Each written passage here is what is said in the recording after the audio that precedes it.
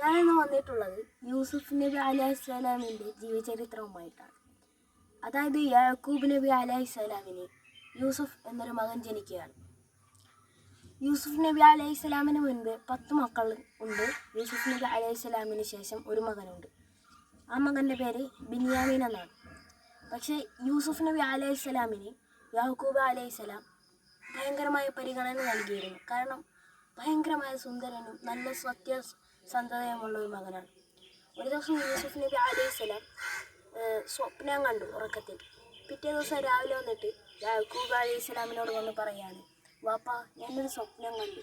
വാപ്പ പറയുന്നുണ്ട്, മോൻ എന്താ കണ്ടത് ഒന്ന് പറയൂ.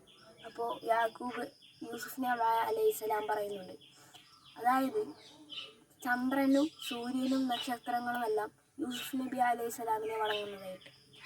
അപ്പോൾ യാക്കൂബ് അലൈഹിസ്സലാം ഭയങ്കര സന്തോഷത്തോടുകൂടി പറഞ്ഞു, മാഷാ അല്ലാഹ്, എൻ്റെ മകനെ അല്ലാഹു തആല ഒരു നബിയായി സ്വീകരിച്ചിട്ടുണ്ടല്ലോ. മോൻ ഈ കാര്യം ആരുടെ അടുത്തും പറയരുത്. കാരണം യാക്കൂബ് അലൈഹിസ്സലാമിനെ അറിയാം, യൂസുഫ് നബി അലൈഹിസ്സലാമിൻ്റെ മൂത്ത സഹോദരന്മാർ ഭയങ്കരമായ ദുഷ്ടന്മാരാണ്.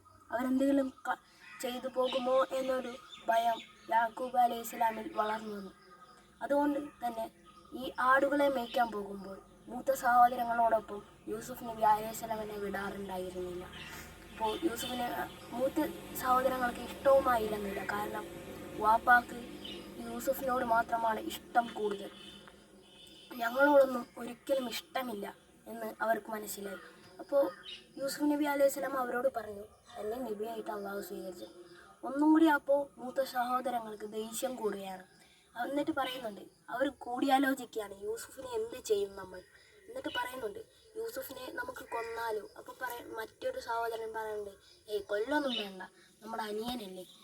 അവർ ആടിനെ മേയ്ക്കാൻ പോകുന്ന സ്ഥലത്ത് ഒരു പൊട്ടക്കിണറുണ്ട്, അവിടെ നമുക്കിടാം, ആരെങ്കിലും വന്ന് കൊണ്ടുപോയിട്ട് അവനെ തടവുകാരനായിക്കോട്ടെ. അപ്പോൾ ഒരു ദിവസം പക്ഷേ യൂസുഫ് നബി അലൈഹിസ്സലാമിനെ യാക്കൂബ് അലൈഹിസ്സലാം വിടണം, വാപ്പ വിടണം അവരുടെ കൂടെ. അവർ പരമാവധി ഇങ്ങനെ പറഞ്ഞു ഞങ്ങളുടെ അനിയനല്ലേ, ഞങ്ങൾ നോക്കും, നല്ല രീതിക്ക് നോക്കും എന്ന് പറഞ്ഞ് അവസാനം യാക്കൂബ് നബി അലൈഹിസ്സലാം എല്ലാ മനസ്സോടെ യൂസുഫ് നബി അലൈഹിസ്സലാമിനെ വിടുന്നുണ്ട്. യൂസുഫ് നബി അലൈഹിസ്സലാമിനോടൊപ്പം പോയി യൂസുഫ് നബി അലൈഹിസ്സലാമിനെ വിടും. അവിടെ ചെന്നിട്ട് അവർ യൂസുഫ് നബി അലൈഹിസ്സലാമിനെ ബലമായി പിടിച്ച് കിണറ്റിലേക്ക് ഉന്തിയിടുകയാണ്. എന്നിട്ട് ഒരു ആടിനെയും അറുത്ത് യൂസുഫ് നബി അലൈഹിസ്സലാമിൻ്റെ വസ്ത്രത്തിൽ ആ ചോര പുരട്ടി അവർ കരഞ്ഞുകൊണ്ട് അഭിനയിച്ച് വരികയാണ്. എന്നിട്ട് വാപ്പാടെ അടുത്ത് അഭിനയിച്ചു കൊണ്ട് പറയുന്നുണ്ട്, നമ്മുടെ യൂസുഫിനെ ചെന്നായ പിടിച്ചു വാപ്പ, നമ്മുടെ കൂട്ടത്തിലെ ഒരു ആടിനെയും മറത്തു, ആ ഷർട്ട് മാത്രമേ ഞങ്ങൾക്ക് ബാക്കി കിട്ടിയുള്ളൂ. യാക്കൂബ് അലൈഹിസ്സലാമിനെ അത് നുണയാണെന്ന് മനസ്സിലായി.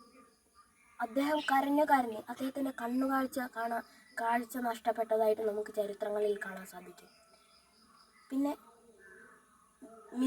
അക്കാലത്തെ മിസ്ർ, ഇപ്പോൾ നമ്മൾ ഈജിപ്ത് എന്ന് പറയും, ആ മിസ്റിലെ ആളുകൾ കച്ചവടക്കാർ വെള്ളം കുടിക്കാനായിട്ട് ആ കിണറിൻ്റെ അടുത്തേക്ക് വരും. അപ്പോൾ നല്ല സുന്ദരനായൊരു കുട്ടിയെ കാണുന്നുണ്ട്. അപ്പോൾ വെള്ളം കോരാൻ വന്ന ആൾ പറയുന്നുണ്ട്, നോക്കൂ, അടിപൊളിയായ സുന്ദരനായ ഒരു കുട്ടി അവിടെ. അപ്പോൾ പറയുന്നുണ്ട്, ഈ കുട്ടിയെ നമുക്ക് നമ്മുടെ നാട്ടിലേക്ക് കൊണ്ടുപോകാം. ആ നാട്ടിലേക്ക് ആ കുട്ടിയെയും കൊണ്ടുപോകും. അവിടെ യൂസുഫ് നബി അലൈഹിസ്സലാമിനെ തടവുകാരനാക്കുകയാണ്. യൂസുഫ് നബി അലൈഹിസ്സലാമിൻ്റെ കൂടെ തടവിൽ 2 പേര് കൂടി ഉണ്ടാകുന്നുണ്ട്.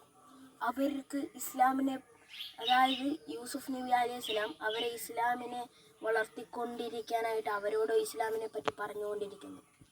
എന്നിട്ട് അവർ ഒരു സ്വപ്നം കാണുന്നുണ്ട്. യൂസുഫ് നബി അലൈഹിസ്സലാമിന് ഒരു കഴിവുണ്ട്, സ്വപ്നം കണ്ടാൽ അത് സ്വപ്ന വ്യാഖ്യാനം എന്താണ് അതിൻ്റെ ഉള്ളടക്കമെന്ന് മനസ്സിലാവും. ഒരാൾ സ്വപ്നം കണ്ടു, ആ സ്വപ്നത്തെ പറ്റി യൂസുഫ് നബി അലൈഹിസ്സലാമിനോട് പറയുമ്പോൾ യൂസുഫ് നബി അലൈഹിസ്സലാം പറയുന്നുണ്ട്, നിങ്ങളിൽ ഒരാളെ ഇവിടെ തൂക്കിക്കൊല്ലും, നിങ്ങളിൽ ഒരാൾ ഇവിടെ ഒരു മന്ത്രിയാകും. യൂസുഫ് നബി അലൈഹിസ്സലാം പറഞ്ഞതുപോലെ തന്നെ നടന്നു. അവിടുത്തെ ഒരാൾ വധിക്കപ്പെടുകയും ഒരാൾ മന്ത്രിയാവുകയും ചെയ്തു. അപ്പോൾ രാജാവ് ഒരു സ്വപ്നം കാണുന്നുണ്ട്. അതായത് കുറച്ച് പശുക്കൾ നല്ല തടിച്ച് നല്ല അടിപൊളിയായി ഉഷാറായി നിൽക്കുന്നു. പക്ഷെ കുറച്ച് കാലം കഴിയുമ്പോൾ പശുക്കളെല്ലാം മെലിഞ്ഞൊട്ടുന്നു.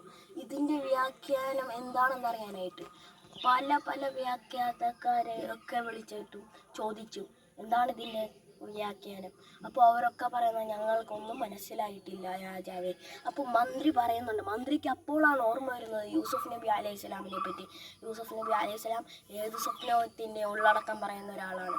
അപ്പോൾ രാജാവിൻ്റെ അടുത്ത് പറയുന്നുണ്ട്, രാജാവേ, ആ ജയിലിൽ കിടക്കുന്ന ഒരു വ്യക്തി, യൂസുഫ് എന്നാണ് പേര്, അദ്ദേഹം സ്വപ്നങ്ങളെയൊക്കെ പറ്റി പറയുന്നതാണ്. അപ്പോൾ